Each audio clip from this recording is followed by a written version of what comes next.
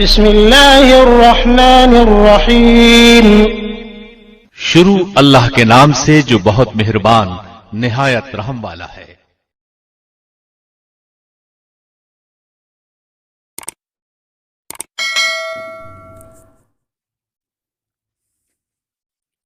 باپ کا بیٹی سے سلوک۔ ہمارے ایک پروفیسر ہمیں انجینئرنگ کا ایک مضمون پڑھا رہے تھے۔ کہنے لگے کہ میں نے جرمنی سے ایک کورس کیا۔ جس آفس میں کام کرتا تھا اس آفس میں میرے ساتھ والے کاؤنٹر پر ایک لڑکی بیٹھتی تھی۔ ایک دن وہ دیر سے آفس میں پہنچی۔ میں نے دیکھا کہ پریشان سی لگ رہی تھی۔ میں نے اس سے پوچھا کیا کوئی مشکل درپیش ہے؟ وہ کہنے لگی میں اپنے والد کے مکان میں رہتی تھی۔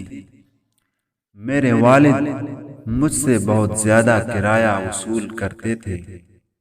کچھ دنوں سے کسی آدمی نے ان کو زیادہ کرایہ آفر کر دیا تھا۔ وہ مجھ سے کہہ رہے تھے کہ یا تو تم بھی کرایہ بڑھاؤ یا پھر میں دوسرے آدمی کے ساتھ معاملہ کر لوں گا۔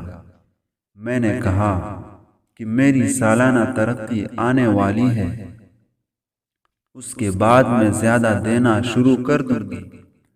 مگر وہ 2 روز پہلے آئے اور کہنے لگے کہ میں نے اس آدمی سے بات چیت کر لی ہے، لہذا تم اپنے لیے جگہ کا بندوبست کر لو۔